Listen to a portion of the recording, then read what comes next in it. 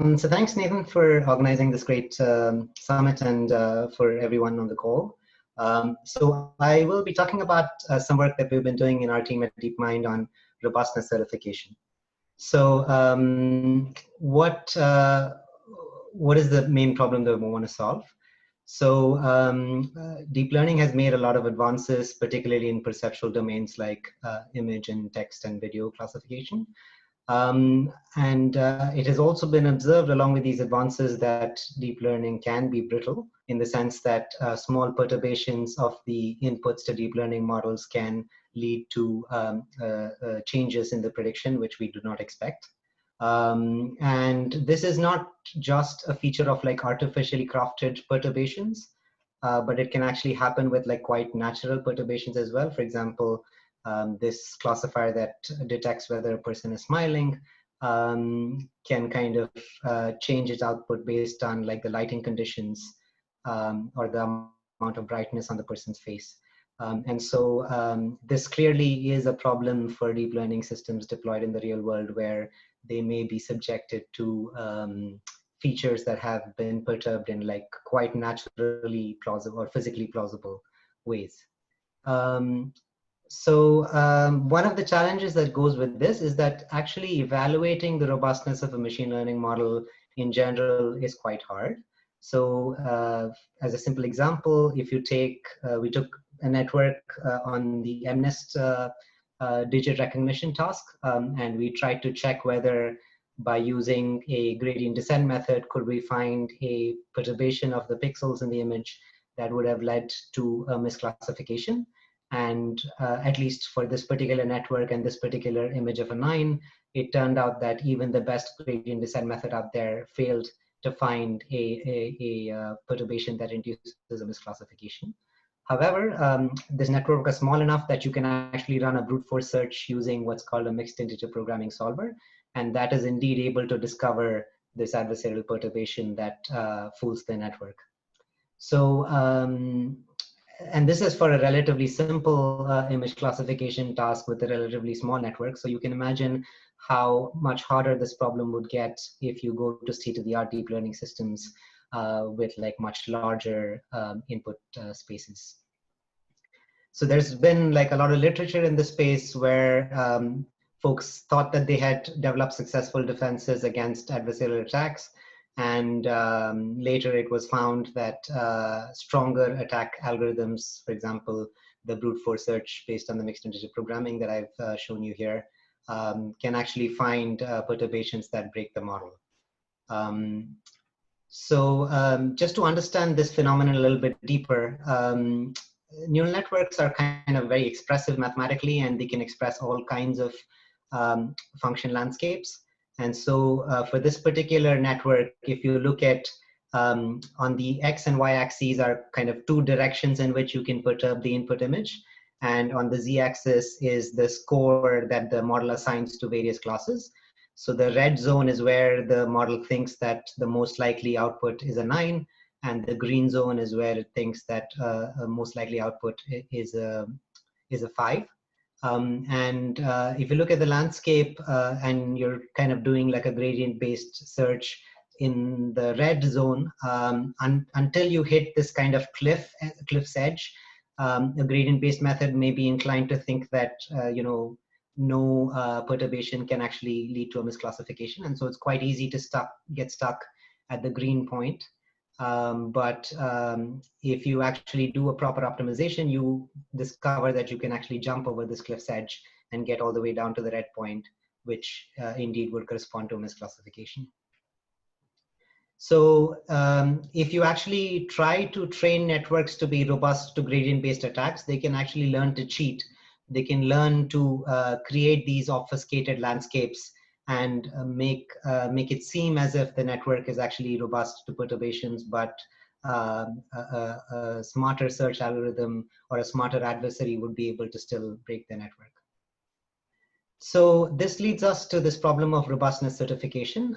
And within that, there's two approaches, two classes of approaches. One is white box, where the certification approach knows the internals of the model that you're trying to certify. And later I'll talk about black box approaches, which are agnostic to the internals of the model you're trying to certify. So there's like a whole family of approaches within this space. I've put in a few references in here. By no means they're exhaustive, but roughly you can categorize these approaches for certification. So first of all, like just to clarify what I mean by certification, you want to obtain some kind of provable guarantee that for a certain class of perturbations, your model will not make an error, right? The approaches that try to certify this have been based on exact verification or enumeration approaches, like the mixed integer programming solver that I described earlier. You can have abstraction or bound propagation approaches, which I will talk about in the rest of this talk. And there's convex optimization approaches that try to do more clever versions of bound propagation that take into account optimization techniques.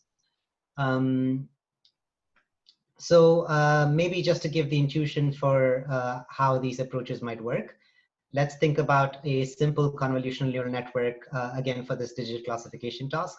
And the ZKs will denote the activations produced by the network at a particular layer.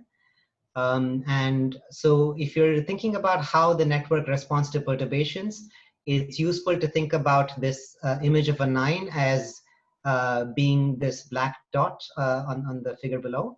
And you have a whole space of perturbations around it, which is denoted by this capital X set. And we're interested in understanding how this set of perturbations actually propagates through the network, right? So initially, if you have simple operations like a convolution, you may get nice looking shapes in the early layers. But as you cascade multiple transformations or multiple nonlinearities, you can get rather complicated shapes at the outputs of the network.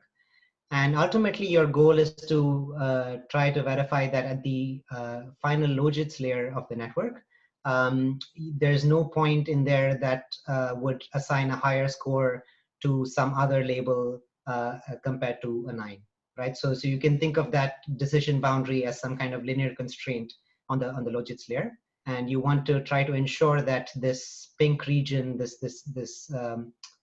difficult geometric shape, does not intersect the line describing the decision boundary. So one naive approach to trying to do this is to sample many points within the space of perturbations and see where each of these points propagates to. So this is a reasonable heuristic approach, but given the complex geometry, it's quite likely that you might miss out on the worst case perturbation. So there is this kind of region that juts in that actually crosses the decision boundary, but you fail to find a point in that region by just random sampling. You can try to be a little bit more systematic about it by trying to do gradient-based optimization. And this can sometimes do better, or often will do better than the random sampling approaches. But again, it is susceptible to get stuck in local minima and still fail to expose the true worst case perturbation. So what these bound propagation approaches try to do is to compute these bounding boxes for the regions at each layer of the network. And so you get these over approximations that that control like the worst possible behavior of the network. And then you would find like this red point at the corner of this kind of cubical region. You would conclude that it's possible that the network actually can make a misclassification, right? On the other hand, if you manage to get the network to the space where that's on the rightmost figure on this slide, then you have proved that the network cannot make a misclassification, because even with this over approximation, there was no point that crossed the decision boundary.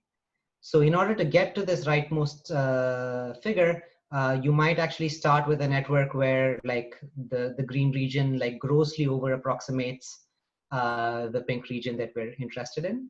but you can actually train the network so as to shrink the size of this green region. And at the end of such a training procedure, we've been able to show that you can actually find situations that look more like the rightmost figure, where the green region is a reasonable approximation of the pink region. And if you can show that the green region doesn't intersect the decision boundary, then you have a provable certificate of robustness here. You can try to do better than this by propagating shapes that are more fancy than the boxes that I was showing on the previous figure. And so this involves these convex optimization based approaches. And you can get like quite creative here to try to think about various types of constraints you can propagate through the network. And this is really a very active area of research. But in this talk, I don't want to get too much into the details of these fancy approaches. I just wanted to convey mainly like the key algorithmic ideas behind how we accomplish the certification. So just with this simple approach of propagating boxes, in fact, we can do surprisingly well. So we've shown using some kind of enhancements to this box propagation technique proposed in this paper published at ICLR 2020, that as a function of the perturbation size and MNIST, we can get certified error rates that are quite low. So for epsilon equals 0.1, so you can think of the pixels on MNIST as being normalized between 0 and 1, and a perturbation of 0.1 means that you allow every pixel to change by up to 10%, and an epsilon of 0.4 means that you allow every pixel to change up to 40% of the total range of allowed values of pixels. And so even for like fairly large perturbations of like up to 40%, we can train networks that have a provable error rate of at most 12%. So this means that regardless of what attack algorithm you use, you can be confident that your network will not make an error of more than 12% of the examples. So that's pretty impressive. Of course, like once you get to larger models and more complicated data sets, even something like CFAR10, which is like pretty small by modern standards, the results do get much worse. Like the best error rates we can get for relatively mild perturbations is about like 76%. So there's still a lot of progress to be made here, but I think it's still interesting that quite simple techniques can actually get you quite far, at least on certain prediction tasks. So you can do this not just for image classification, you can do it for text classification as well. So here, for example, let's say you're trying to solve a sentiment classification task where you're given a sentence and the model has to predict whether there is a positive or a negative sentiment associated with the sentence. And here too, there are examples of adversarial examples where you just change one word which preserves the semantic meaning of the sentence, but then the classifier flips its prediction from having a positive sentiment prediction to a negative sentiment prediction. Or you can have examples where, like the second example here, where you have a typo that like most people would be able to recognize actually should be fixed and should be classified in the same way as the original sentence. But again, you have classifiers or deep learning models that would mostly flip their predictions under such perturbations. And so we're basically, we can apply similar techniques to such perturbations as well, where you think about perturbing the words as perturbing the embeddings that deep learning systems use for such words, and looking at the region spanned by these embeddings, and then trying to propagate those regions and do the same type of bound propagation based training, even for these text classification models. So yeah, again, like we can obtain decent like certifiable accuracies of like about 73%. So basically you're making an error on about at most 27% of the data set for this Stanford sentiment tree bank classification task, which is a pretty common sentiment classification task.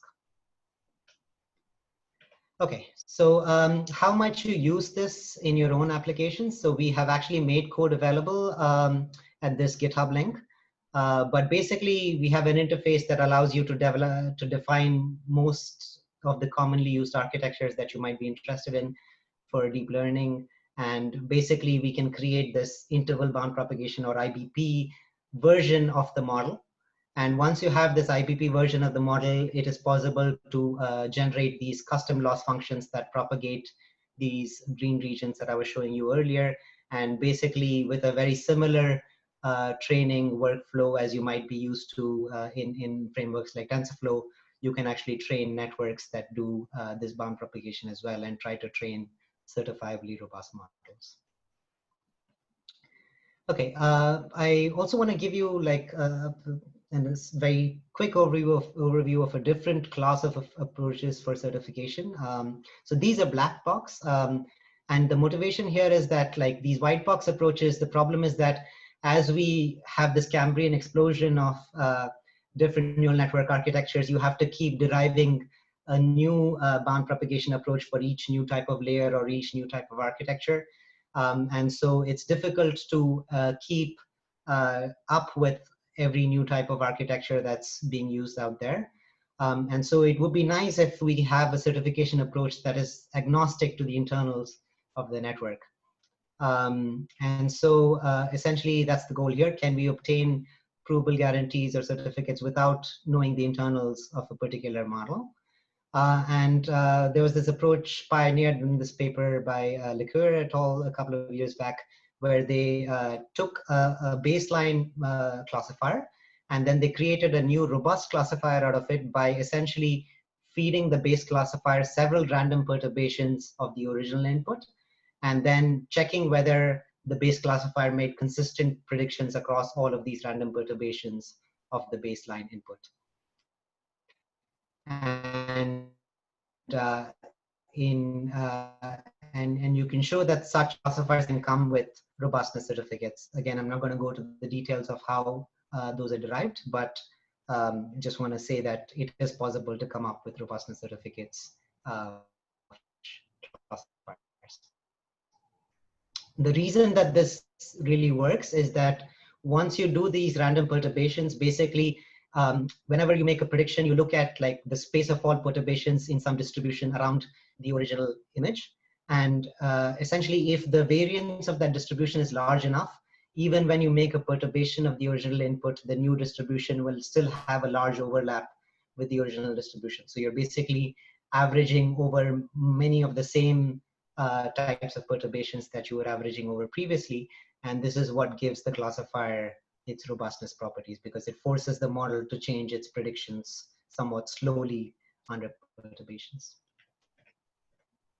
In some recent work, we basically generalized this randomized smoothing framework, and we showed that you can consider many different types of smoothing distributions and obtain robustness to various types of perturbations.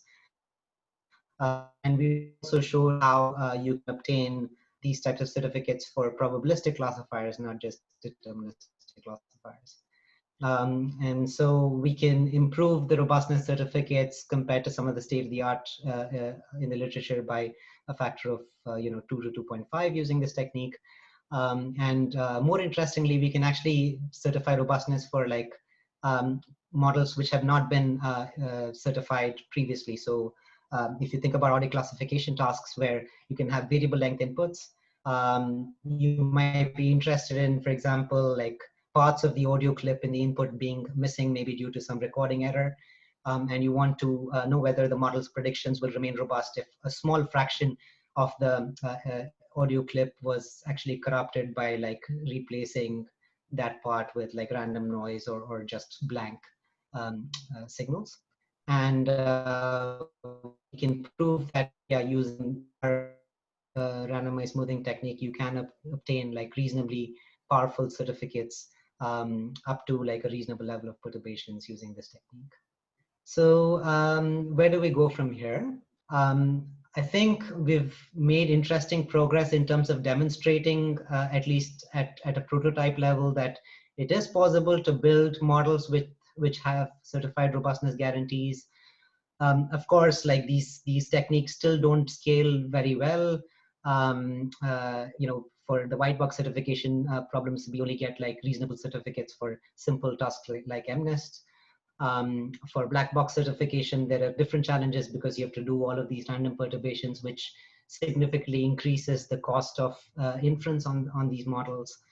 And so I think there's multiple challenges to overcome, but I think it's interesting progress that we've been able to show that something is indeed possible. I think going forward, it would be really interesting to look at realistic threat models where we want to look at physically plausible perturbations like the ones I was talking about in the beginning. If we can train generative models that give rise to like physically plausible perturbations, it would be interesting to see if we can certify models to be robust against these more realistic perturbations. At the same time, we want to think about not just robustness, we want to think about multiple specifications or properties that govern desirable behavior of deep learning models. So there's this problem of over versus under sensitivity, where you can show that some deep learning models have, in fact, the opposite problem of what we've been discussing so far. So you can have models where, like, even though you deleted a lot of the information in the original sample, the model continues to make equally confident or sometimes even more confident predictions than it was making before, while those predictions are no longer well justified. And so I think there is a need to control both the misbehavior in terms of undersensitivity and oversensitivity of these models. We may be interested in simultaneous robustness with respect to many different types of perturbations. That's also an interesting direction for future work. And of course, like trying to see how these robustness criteria interplay with other things that people might be interested in terms of fairness, in terms of privacy, in terms of uncertainty calibration. I think all of these are really exciting directions for future work. So I think I will end there. Here are a few links to some papers that we've put out, and I'm happy to answer any questions you may have. Super, thanks, TJ.